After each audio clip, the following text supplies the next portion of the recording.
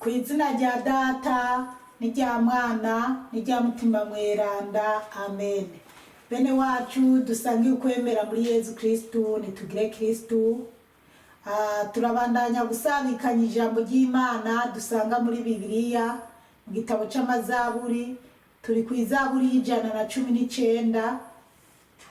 Ijambo ry'umutwe turayihera ku karongo ka 41 tugeze ku karongo ka 48. Ijambo ry'umutwe riravuga ngo harahiriwe ugendera itegeko ry'Umukama. Ese ubuntu bwawe n'urukiza rwawe vyonshikira Mukama nk'uko wabivuze.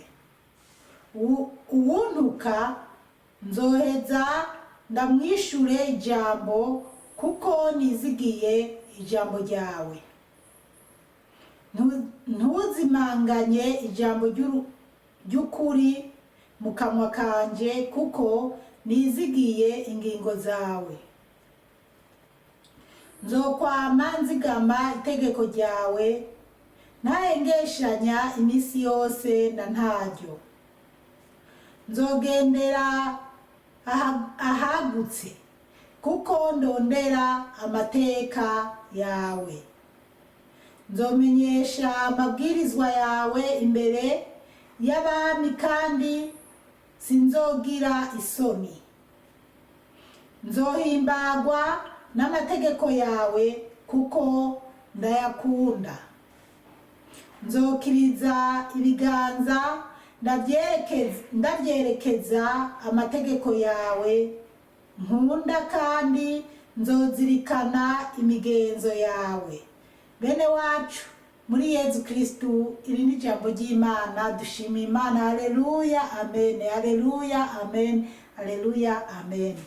Bana b'Imana, turacyari ku izaburi y'119. Novuga ati iyi ni audio ya gatanu canke se video ya gatanu. Birashoboka ko hazovamo nkazi nka 10 canke zinarenga. Iri jambo ry'umutwe rero riravuga ngo harahiriwe ugendera itegeko ry'Umukama. Bana b'Imana, ngo hahiriwe ugendera itegeko ry'Umukama, amen. Akarongo ka 41 karavuga ngo ese ubuntu bwawe n'urukiza rwawe vyonshikira Mukama nk'uko wabivuze. Haleluya, amen. Ngo ese ubuntu bwawe n'urukiza rwawe ngo vyonshikira Mukama ngo nk'uko Mukama yabivuze. Urumva yari mu masezerano, nawe uri mu masezerano, nanje ndi mu masezerano. Haleluya, amen. Kandi isezerano ryawe ribe ryo gukizwa, ryo gukira, sugukira kuronka ubutunzi bw'isi, oya, ribe ryo gukizwa ku mutima. Ubu umwana wa Yezu Kristu, ubu ugendera mu nzira z'Imana, utagendera mu by'isi, amaso yawe atakwereka kubona iby'isi n'ibisayangana n'abambara neza n'abambara nabi. Ube umwana w'Imana by'ukuri. 42 haravuga ngo reka ngaruke kuri 41. Ese ubuntu bwawe n'urukiza rwawe vyonshikira Mukama nk'uko wabivuze. Urukiza twazaniwe na Yezu Kristu. Uko rari n'umumega urukiza. Iyi zaburi yabayeho kera Yezu ataraza, ariko iri sezerano Imana yari yaremereye uyu muntu, yari yemereye abanyisirayeli, yari yemereye abanyamahanga bose. Ubwo rukiza turusanga muri Yezu Kristu. Yezu Kristu yaje mu isi ku bwa twese abantu. Ubwo rero ubwo rukiza rukugereho, nanje rungereho. Haleluya, amen. Turugendere, tugubahe, tuzotorana ubwami bw'ijuru. 42 haravuga ngo ubuntuka nzoheza ndamwishure ijambo kuko nizigiye ijambo ryawe. Haleluya, amen. Nguwuntuka nzoheza ndamwishure ijambo kuko nizigiye ijambo ryawe. Bana b'Imana, iyo umuntu avuye mu reka ndababwire, kera mu myaka 30 ishize, ndumva narize nk'imyaka 20, 21, nabyaye umwana wa mbere. Ise aramwihakana, ndatuntura mpura n'ibigeragezo, se naramukunda, kandi numva nkurikije. Bana b'Imana, hari ukuntu abagore bashwanye n'abagabo gatoya baca bavana, ariko niyumviriye ukuntu nka mama yari yarubatse akubitwa asubira, yabanje kubyara n'abakobwa, banza kuba mu ruho wo kumva ko atari umubyeyi kuko abyara abakobwa gusa. Mugankawe nagwa byuka yihambira kuguma mu rugo kugira turere dukure. Nanje rero nahuye no kunyanyaswa, umugabo yafata uko yishakira, nkumva sinoheba umugabo, sinitwovana, ese nzoza gushaka umugabo wa kabiri bizo, mbega nkumva nibara, nkumva ningorane. Ariko nabonye agiye kwihana, imbara kwihana, usibye ko kwari no kwihana kw'amanyanga kumbura icyo gihe, ariko ngira ubu yarakijijwe neza. Haleluya, Imana ihabwa icyubahiro, hamwe ubuyoba yarakijijwe neza, ko nizeye ko ari kumwe n'umugore umwe, byo hirya no hino akijamwo, kandi byo bari byiza nitwahurira mu ijuru. Rero ndavye ukuntu rero namukunda, namenya ko arafise umugore wa mbere bari kumwe, jewe ndi wa kabiri.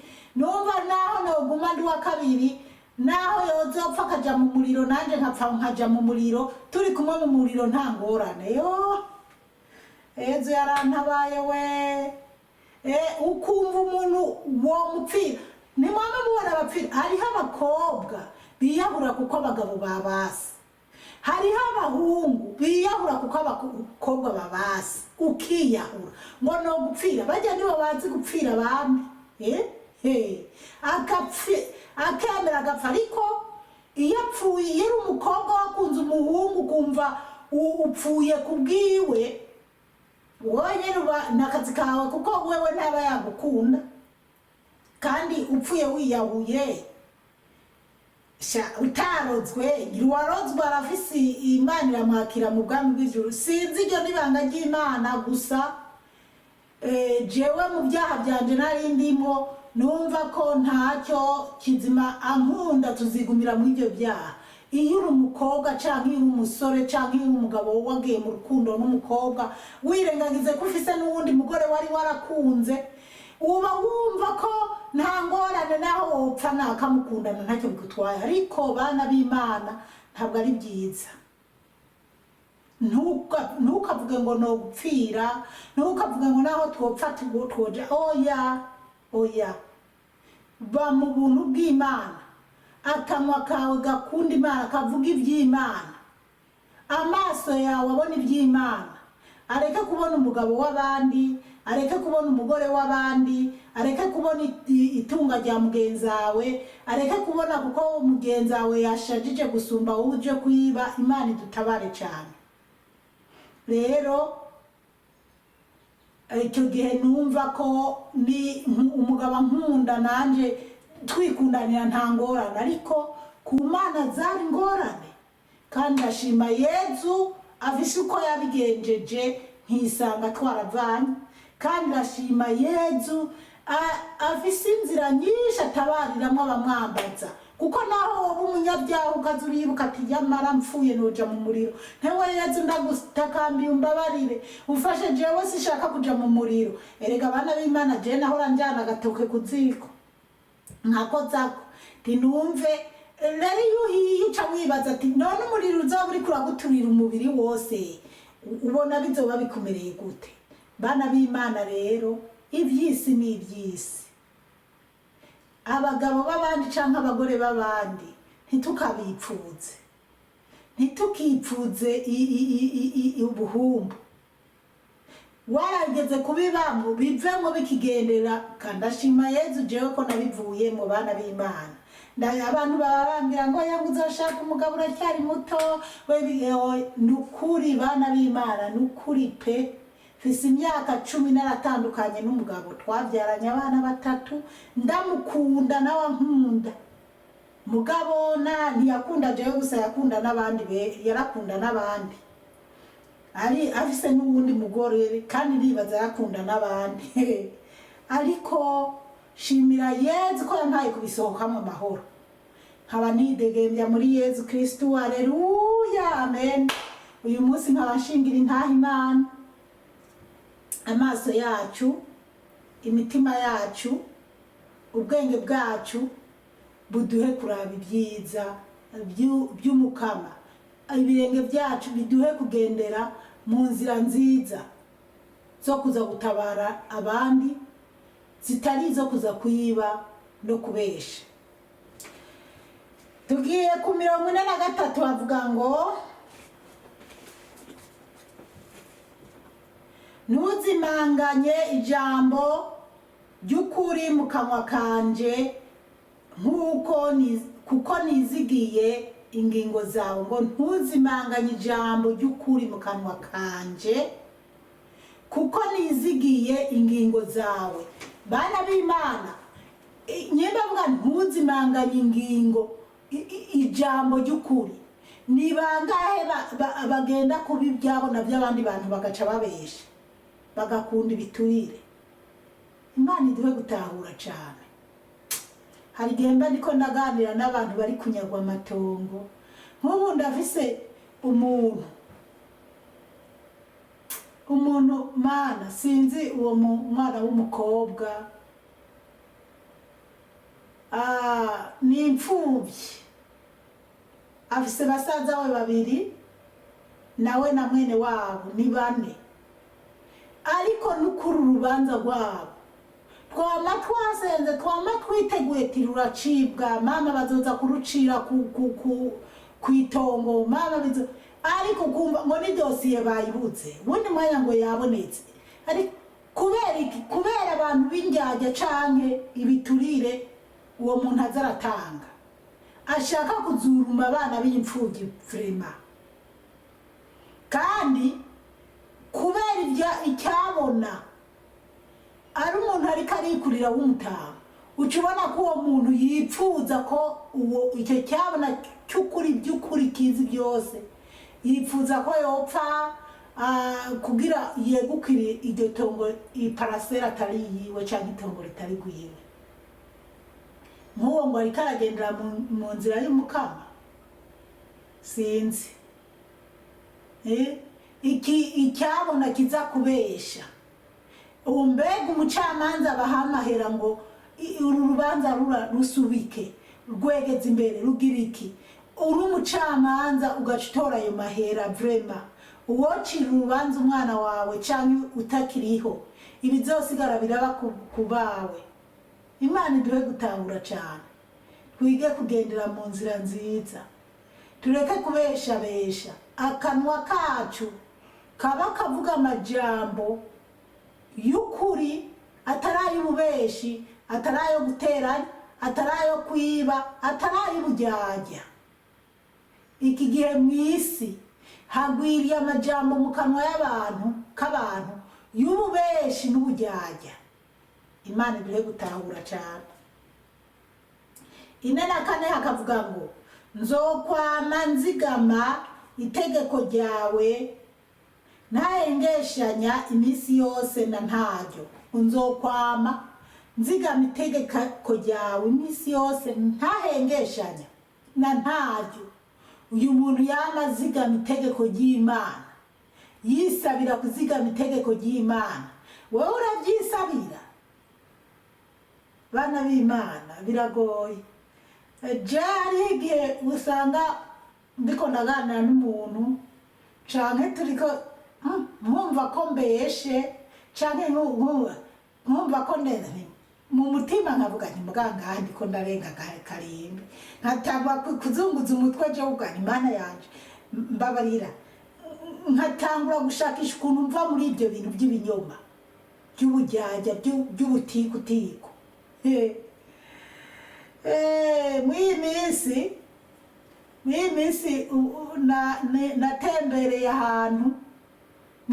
ahantu sinzi ibintu twaganiriye n'umuntu w'aho hantu, none bivuye ku majambo nari mpegeye kuganira n'umuntu kuri telefone nanasohotse wanashaka mugabo nyuma uwo muntu yaje gufatana n'ubundi muntu, mbega hari ahantu mu rugo uwo mugore aca sinzi ibyo baba bari bashwamiranye n'umugabo wiwe, aca aramubwira ati burya naka yaje ngaha twavuganye uku yewe gaye uwo muntu aca mpuma k'umushinga ntahe. Bana b'Imana ndiyumvira ndavuga nti mbega mana yanje ahantu nagiriye kandi sinari kureka kujayo kandi n'ubu sinzoreka kujayo. Havuga mana yanje ndagowe ubu koko Yesu umwami wambambiwe uwo mushinga naye atumye ndamubwira ati bimeze uku.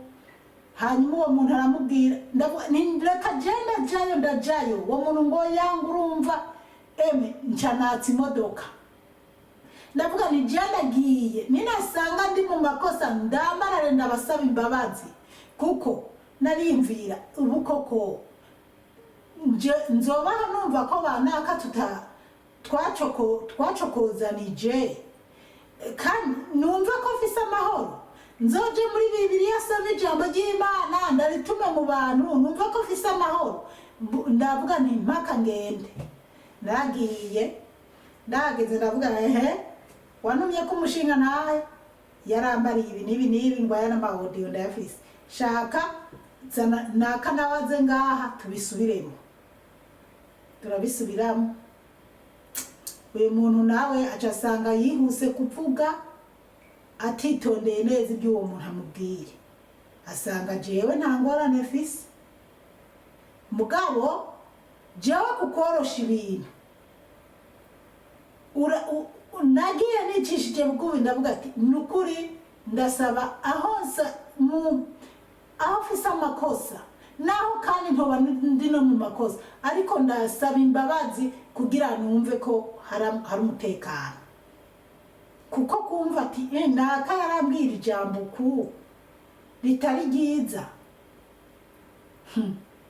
Rero ngize Imana rero turavugana n'abo bantu basanga nyene uwo muntu yarasanga yihuse kuntuma ku mushinga ntahe atakosa kumbure fise mugabo nari nabuze amahoro, kandi kumva ko ari umuntu ariko arakwidodombera canke ariko arakwiyumvira ukutari nikindi kintu ntukwiye kubyigumizamwo, na cane ko hari igihe mba ndiko ndavuga ijambo ry'Imana mvuga ati abantu mwankana dukundane dusubize hamwe. Nanje ahubwo iyo gihe wogira Satani yari yabintegeyeko ko ndazi ijambo ry'Imana naheruka kuvuga, hari ahantu nari navuze ati uwo mwacumuranyeko musabane imbabazi musubize hamwe. Rero Satani nyimba yanyumviye aho yatireka ndagutege kandi ahantu hari hakomeye. Bana b'Imana, Imana iduhe gutahura cyane. Rero ni muntu w'Imana ukazumva rega hariho igihe ushobora no kwagirizwa ibintu bitari ibyo mugabo kugira ubone ko uyu basi yishimye ukavuga uti mbabarira basaha naragukoshereje nije navuze ibi, ukishira kw'icyaha kugira ubone ko bajya bishimye bagize amahoro, kandi wowe kuko uzinanye n'Imana yawe ugenda ufise amahoro. Na Yesu Kristo yaratwitangiye arabambwa arakubitwa nk'eswe wowe batariye n'ugwara. Tugomba kubaho uko kugira twiyunge n'Imana, twiyegereze Imana, twibanire n'Imana, Imana ibibona umutima wawe. Reka ine na gatanu aravuga ngo nzogendera ahagutse kuko ndondera amateka yawe. Ine na gatandatu nzomenyesha amabwirizwa yawe imbere y'abami kandi sinzogira isoni. Nzomenyesha amabwirizwa yawe imbere y'abami kandi sinzogira isoni. Mbega abana b'Imana, niko tumenyesha ijambo ry'Imana nk'uko bikwiye. Hari igihe uja mu bantu b'abategetsi ukumva ntiwokubaka kuvuga, kubera uvuga uti ninakora kujya mutegetsi kada baramfunga canke barambona nabi. Oya yemwe, aho uri hose ukabuza ijambo Imana yagutamitse rivuge, vuga. Ni benshi bapfuye bazira Imana bari mu bwami bw'ijuru. Ba Stefano, ba Petero, ba Yohani, bose bagiye bicwa bazira kuvuga Imana. Ba Tereza b'umwana Yezu, ba Beranda, ba Agustino n'abandi ba Laurenti, abo bose barapfuye bazira kwemanga Imana. Rero tuze turavuga Imana, tuyishingire ntaho turi hose. N'indwi, nzohimbagwa n'amategeko yawe kuko ndayakunda. Ngo nzohimbagwa n'amategeko yawe kuko ndayakunda. Umuntu akunda Imana akunda amategeko y'Imana akaguhimbara. Ubwo dusaba inema yo kunezerwa n'amategeko y'Imana. Umuntu anezerwa n'amategeko y'Imana ntasambana, ntiyiba, ntabesha, ntasiba kuja mu misa, ntiyipfuza ibitari gwiwe. Aguma yumva ko ijambo Yesu yavuze ati ukunde mugenzi wawe nk'uko wikunda. Arakundana, akunda abantu, ntabwo agenda mu nzira z'ibinyoma. 4:8 ariho duca tugarukiriza, haravuga ngo nzokiriza ibiganza ndavyerekeza amategeko yawe nkunda, kandi nzozirikana imigenzo yawe. Nzokiriza ibiganza ndavyerekeza amategeko yawe nkunda. Nzokiriza ibiganza ndavyereka mbega ibiganza ubikirize ugemuriye umuntu. Ibiganza ubikirize uri kurahezagira. Uri umwana w'Imana by'ukuri urahezagira bikemera. Urahezagira umuntu umugisha akawuronka.